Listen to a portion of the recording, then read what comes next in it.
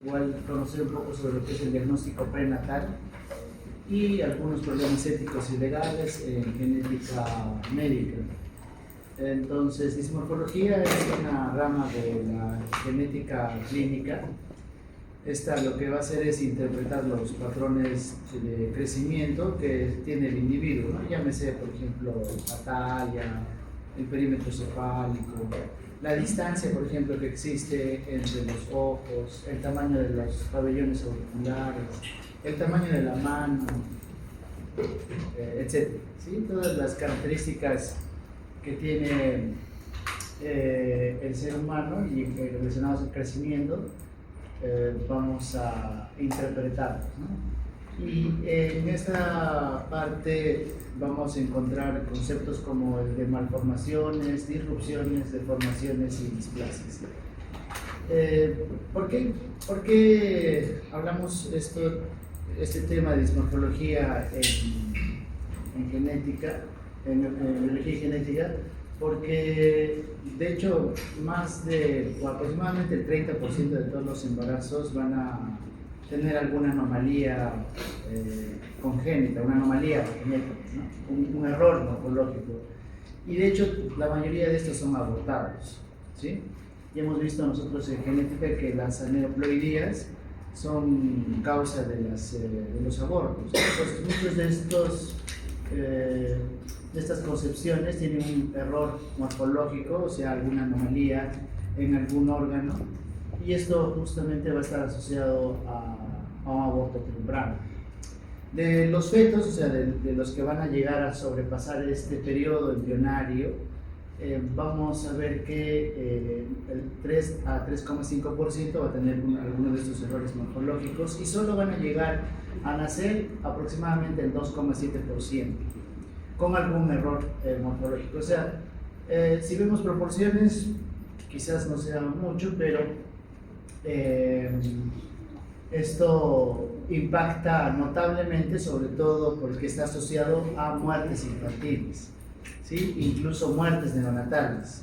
Mientras las salas de neonatología se van entrenando en estos años, se ha ido mejorando la atención en nuestro país y en los países de ingresos medios, por ejemplo, cada vez vemos que las salas de neonatología tienen más pacientes que tienen alguna patología en algún error, por un error morfológico, ¿no? Y estos están asociados, como dice acá en esta última línea, el 30-50% de las muertes neonatales son atribuidas a anomalías congénitas. Y cuando sobrepasan esta edad, aproximadamente el 20-30% de las muertes infantiles van a estar asociadas a alguna anomalía.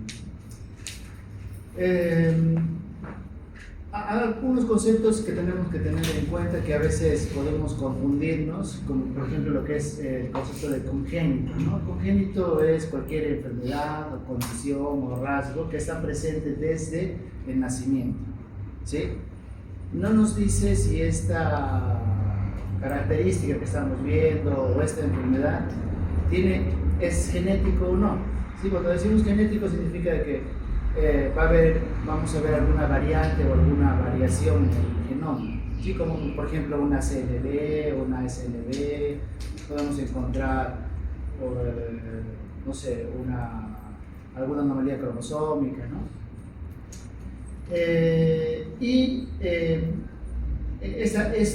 Vamos a observar estas características clínicas desde el nacimiento, ¿no? Y esto puede ser por variantes patogénicas, alteraciones cromosómicas desbalanceadas o incluso medioambientales.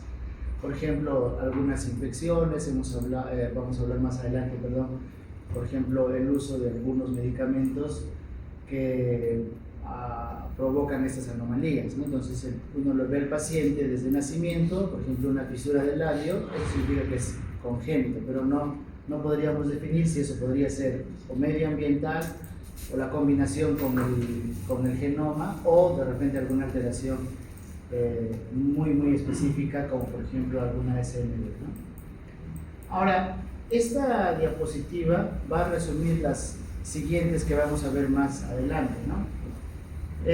Primero, para que nos enfoquemos en la parte superior, vemos el periodo embrionario, que va hasta las 8 semanas, el periodo fetal, que va desde las 9 semanas hasta el nacimiento, ¿sí? En la primera imagen, sería lo que observamos en la mayoría de personas, vamos a tener una concepción donde el genoma de este individuo no tiene ninguna alteración, no hay ningún cambio. ¿Sí? O sea, yo le hago el estudio a esta persona y no vamos a encontrar ningún cambio, ¿no? Llámese secuenciación, llámese, por ejemplo, microarray, etc. El paciente, repito, no va a haber ningún cambio. Y por lo tanto, si es que no hay ningún evento ambiental,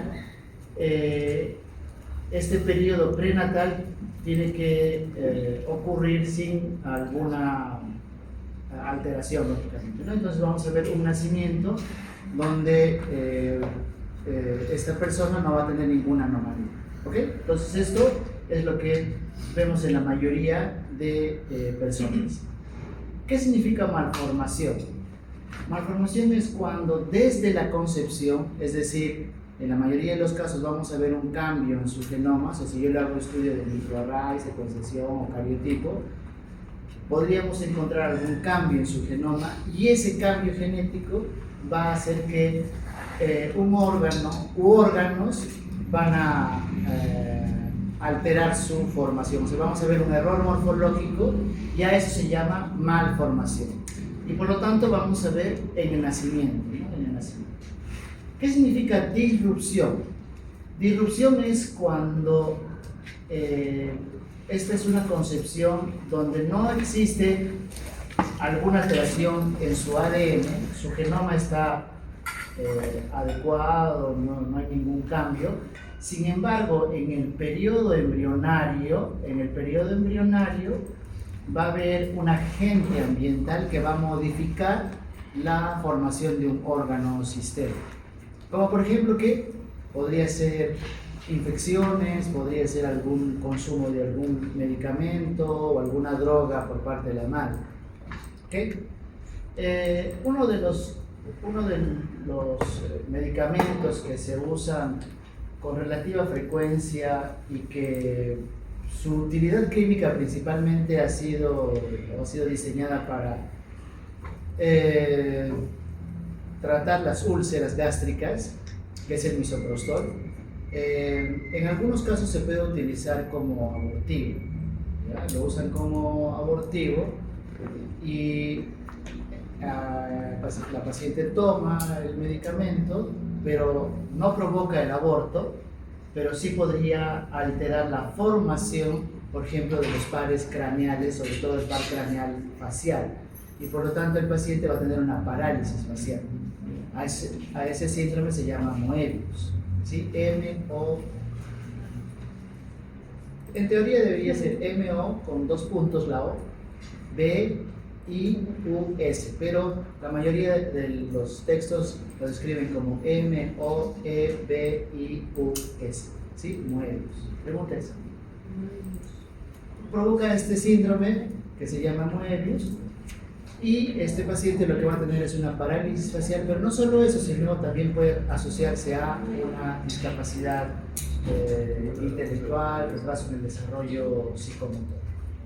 Pues eso es una deformación. O, por ejemplo, la madre cuando consume alcohol, ¿sí? El alcohol es el teratógeno más frecuente, que puede ser incluso en cantidades mínimas, por lo tanto, el consumo de alcohol está proscrito durante la gestación, porque es un teratógeno importante. Y por último tendríamos la deformación, y una deformación es cuando ese evento ambiental generalmente ocurre en la etapa fetal, es decir, ya el embrión terminó de formarse, ya está deformado, manos, pies, todo, pero hay un evento ambiental, como por ejemplo que existan 2 gemelos, ¿no?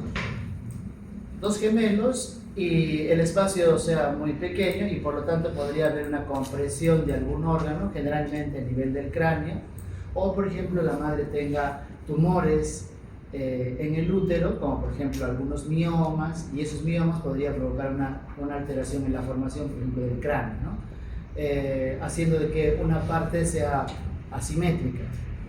Entonces, ¿cómo podríamos nosotros diferenciar estas tres anomalías cuando una persona es recién nacida? Es complicado, ¿sí? O sea, porque yo no podría saber, salvo que le haga la prueba genética, ¿no? ¿Sí? O que yo tenga algo de conocimiento sobre estos tres conceptos, tenga información clínica relacionada al embarazo, tenga antecedentes prenatales, por ejemplo, vamos a ver cuáles son los factores de riesgo asociados a las anomalías al nacer, ¿no? Pero una forma que podríamos nosotros diferenciar una deformación de las otras dos anomalías es cuando este cambio, esta anomalía, en el tiempo va a solucionarse sin ninguna, incluso eventualmente, intervención médica, ¿no? El otro día vi una niña que tenía una anomalía en la frente. Este lado era más grande, ¿no? Era más simetría. Cuando uno miraba el cráneo desde la parte superior, el cráneo no tenía esa forma simétrica, ¿no? Este lado estaba más grande que el lado izquierdo. De hecho viene por eso la consulta, pero cuando yo le examino a la bebé, que ya más o menos tenía 1 mes y medio, yo no veía nada. La mamá me dice, sí tiene esta alteración, pero me mostró la foto y sí había una anomalía al momento del nacimiento, ¿no? Entonces eso se llama deformación, porque se recuperó de manera espontánea, no se hizo nada y el cráneo se acomodó de manera, digamos, sola, ¿no? Esa sería una forma indirecta para poder, digamos, diferenciar una deformación de las otras dos malformaciones y virus. En general, las anomalías congénitas, entonces, las más frecuentes son las cardiovasculares, del sistema nervioso central, las gastrointestinales y las urogenitales. Vamos a ver algunas de ellas durante el desarrollo de la siguiente parte de embriología.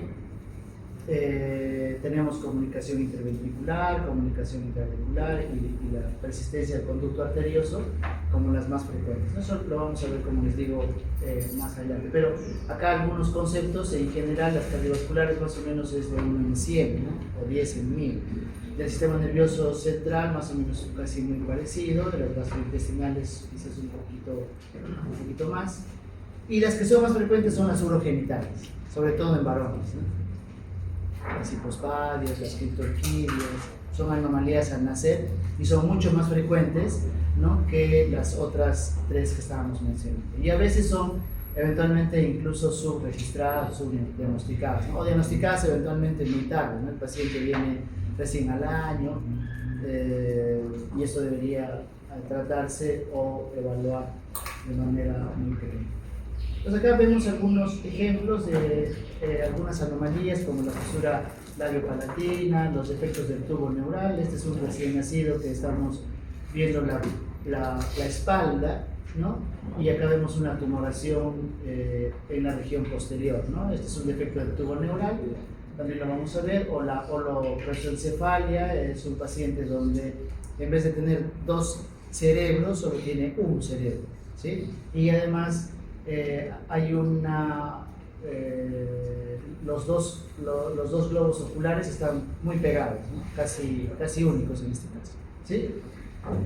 Luego tenemos la cránea, donde se observa una alteración o no formación de la calota, es decir, de los huesos del cráneo de la parte superior, llámese temporal, los parietales, y acá se observa una exposición, por ejemplo, hacia el líquido amniótico de lo que es el encéfalo.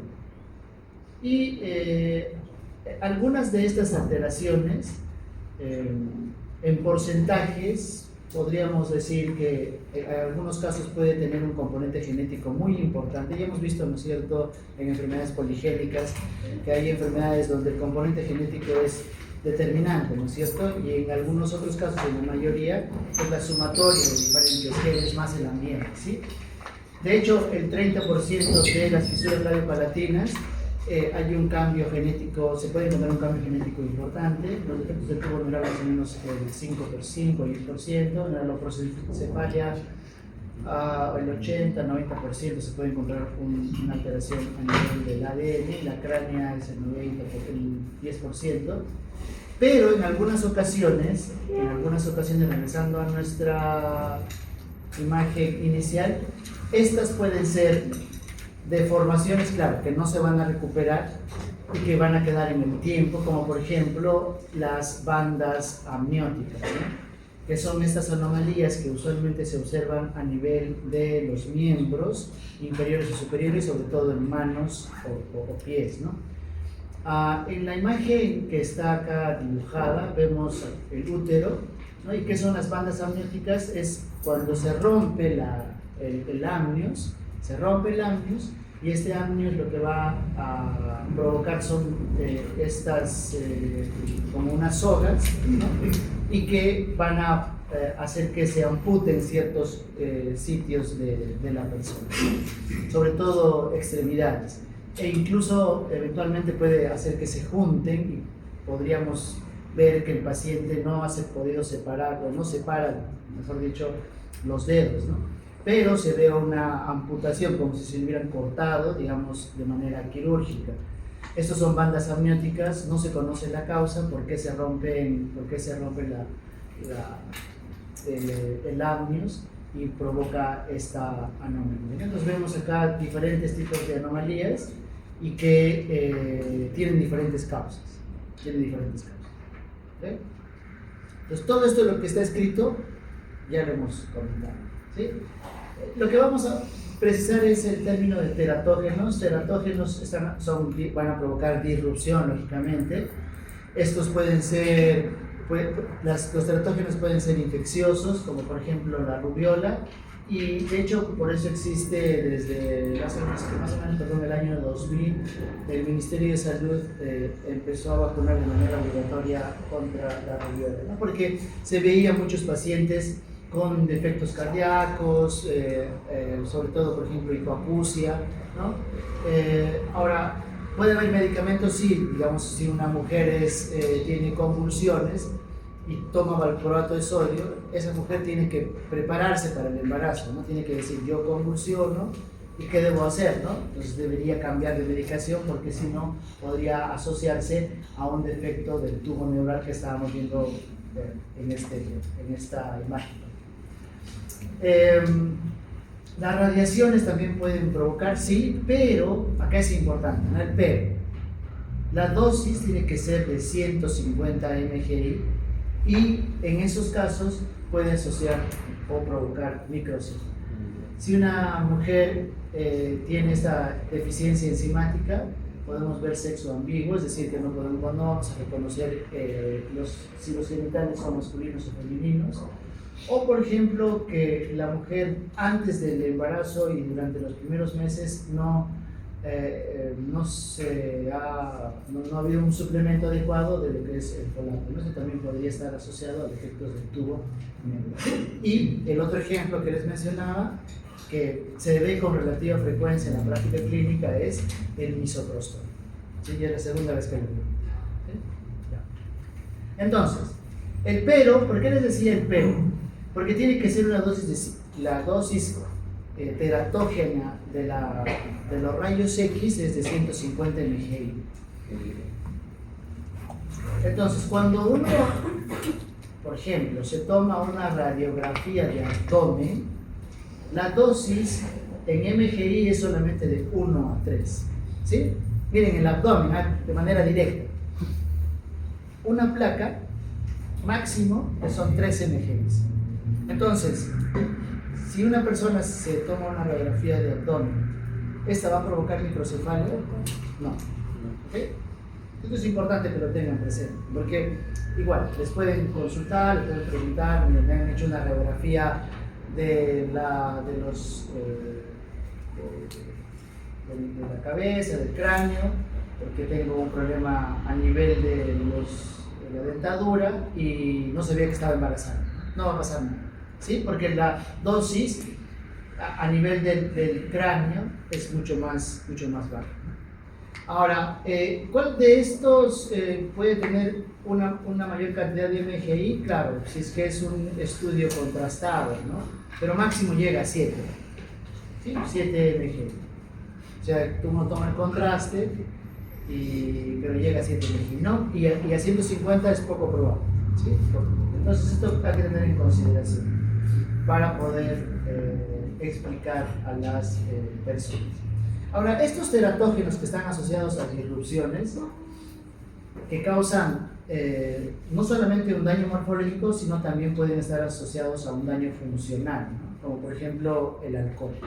¿Sí? El alcohol, cuando un embrión se expone al alcohol, podría provocar alguna anomalía facial, sí, ¿no? Por ejemplo, que las hendiduras palpebrales, o sea, los ojos sean mucho más pequeños. Podría ser que los labios, o lo que llamamos el vermellón de los labios en la parte roja, sea mucho más delgado, ¿no? O por ejemplo, que el filtrum, que es la parte media, que hay un surco entre la nariz y el labio, que se llama filtrum, está aplanado, no se observa. Pero esas características en el tiempo incluso pueden desaparecer, ¿no? Cuando una persona es más grande no se va a observar. Pero lo que sí puede provocar es un daño funcional a nivel del sistema nervioso central. Está asociado, por ejemplo, al trastorno de hiperactividad, lo han asociado incluso a discapacidad intelectual en algunos pacientes. El alcohol, ¿sí? Por eso que el alcohol es uno de los teratógenos más frecuentes, y cuando alguna mujer les dice estoy embarazada, ¿cuánto de alcohol puedo tomar? 0. Esa es la respuesta. 0. Nada. Ya ni siquiera un sorbito. ¿Por qué? Porque depende mucho del metabolismo de cada persona, de cómo metabolizas una sustancia, ¿no? Seguramente ustedes han visto en alguna reunión social que si una persona toma alcohol, de repente lo que vamos a ver es que inmediatamente se enciende, ¿no? Sí, se pone medio roja. Esa es una forma de metabolismo, ¿no? Metaboliza de repente probablemente mucho más rápido el alcohol que otras personas. ¿Ok? Ahora, estos teratógenos, sus mecanismos de acción pueden ser diferentes, o la combinación, por ejemplo, de estar asociados a muerte celular, pueden alterar el crecimiento de una región, o de repente de manera generalizada, y estos van a asociarse a lo que es la disrupción, ¿no? Entonces, depende de qué, de la dosis, sí, claro, lógicamente, mientras más, peor. De la edad gestacional, claro, porque si es que una persona, por ejemplo, se expone a alcohol durante los primeros 7 días del embarazo, ¿habrá riesgo o no? ¿Qué crees? Sí. Ya ustedes son expertos en las primeras 3 semanas. ¿Qué dicen? Que sí. Como un mayor porcentaje. Que sí, que no. A ver, voten. No, hay un no. El resto sí, entonces. El abstenerse no significa que están diciendo que sí, solo uno. ¿Por qué no? Porque aún no se implanta. Muy bien, perfecto. Porque no se implantó, pues. Si no se implanta, pues no hay una comunicación directa del alcohol que está en la sangre de la mujer, ¿no? Y que puede llegar al... Muy bien, perfecto. Depende también de la susceptibilidad del huésped, y eso es lo que les comentaba hace un momento, es decir, que está asociado a las características genéticas. ¿Por qué genéticas? Porque si yo tengo un cambio, una variante que va a hacer que yo tenga un mejor metabolismo hacia alguna sustancia, probablemente la cantidad de dosis que necesite va a ser mayor, ¿no? ¿Sí? ¿Me explico? Y claro, y eso está asociado lógicamente al metabolismo del metabolismo de cada una de las personas, ¿no? Cada persona reacciona diferente, incluso a los sabores, ¿no? ¿Sí? Algunos, por ejemplo, haciendo un paréntesis, si toman o comen un dulce, por ejemplo, sienten que no es suficiente, ¿no? Y eso también puede ser por receptores que están ubicados en la lengua, ¿sí? Y en la forma como se metaboliza eso va a hacer que la persona reaccione diferente, y una persona, por ejemplo, puede tomar un bocado de un postre y para eso va a ser suficiente, ¿no? Mientras que otras, como uno, puede decir eso es poca cosa y necesito un poco más, ¿no? Pero el problema son las consecuencias al final, ¿no? Y lógicamente la interacción con otros factores medioambientales que otros medicamentos que podrían disparar, digamos, o hacer que la medicación sea mucho más, digamos, impacte de manera en el feto, en el embrión y provoque alguna anomalía. Entonces acá vemos algunos teratógenos, los más frecuentes, el alcohol, ¿no? De hecho algunos estimulantes, la misma cocaína, las metanfetaminas. La cocaína, por ejemplo, puede provocar efectos a nivel de la pared abdominal, ¿sí? Vamos a ver más adelante estos efectos de la pared abdominal y puede estar asociado, por ejemplo, a efectos de la pared abdominal. La misma marihuana, el tabaco, las personas que son diabéticas, ¿no? Sí, por eso que no solamente el control prenatal es medir, por ejemplo, cuando ustedes seguramente van a ir a hacer serums, es medir la altura uterina, ver si están los latidos, en qué posición está, ¿no? Sino también evaluar la parte de la glicemia, ¿no? La glucosa de la madre, porque esto podría estar asociado a algunas malformaciones, sobre todo de tipo cardíaco.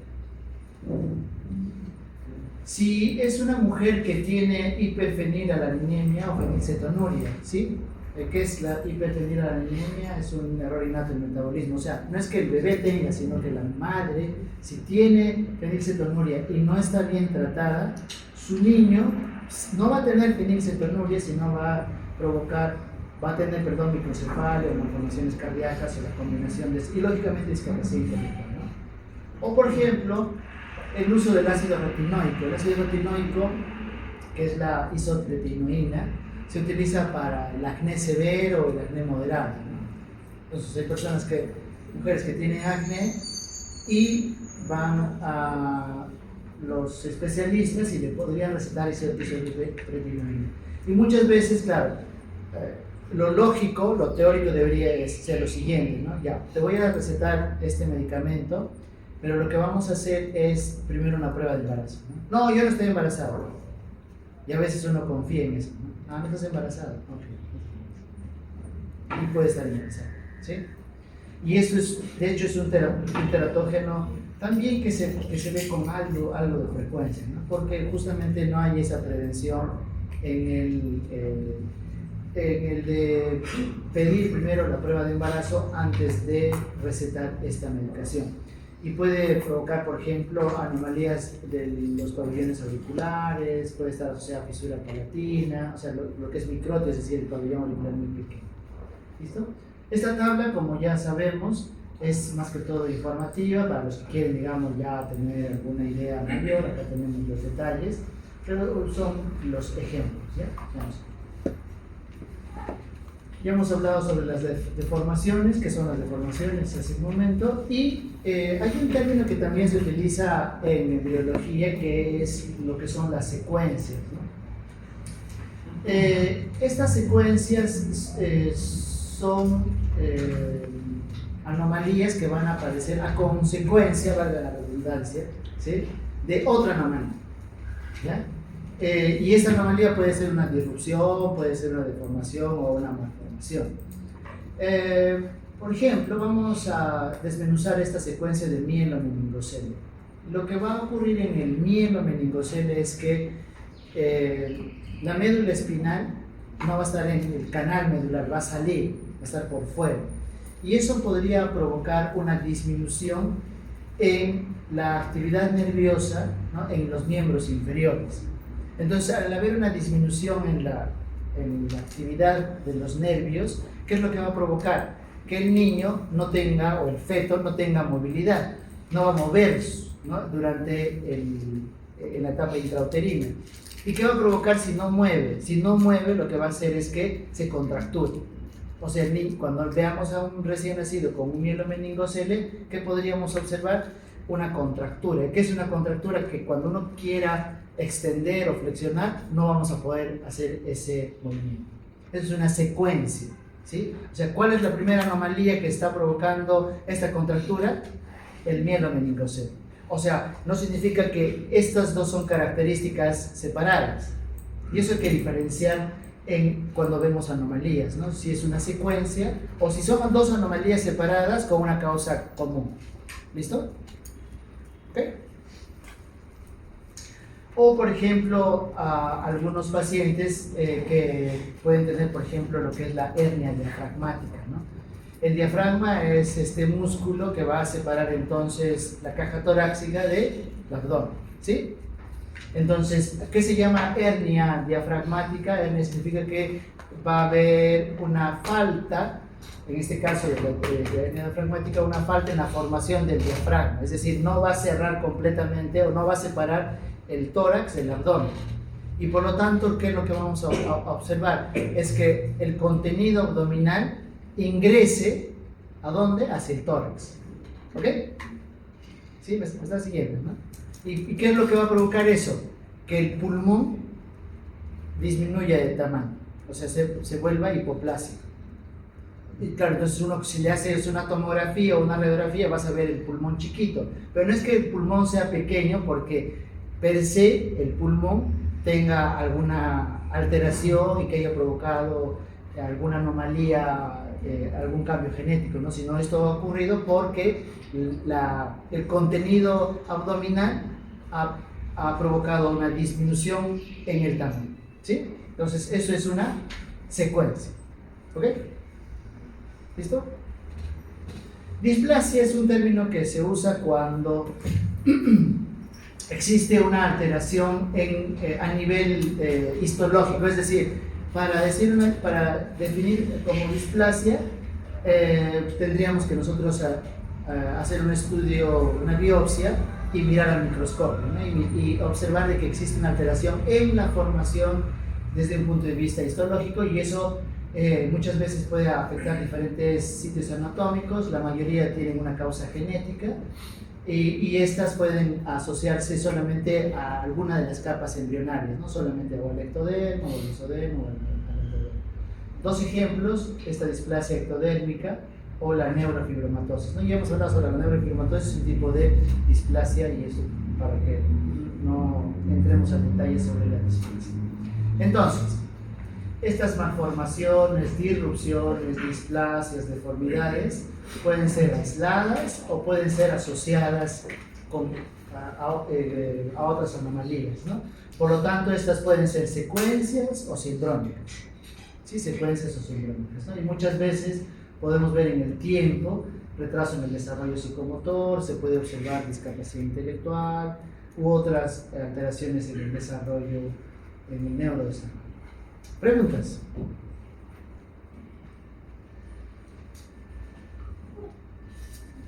Profesor, ¿es un término mal dicho cuando se habla de la displasia de gravedad?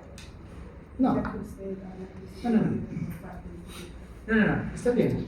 Le llaman displasia congénita de la cadera.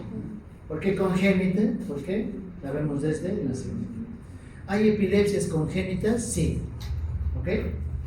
Porque este trastorno estamos viendo desde el nacimiento. Por eso se llama congénito. Y mucha gente, la mayoría de las personas confunden el término congénito con genético, ¿no? ¿Sí? Congénito solamente es algo que estamos catalogando por la temporalidad, nada más.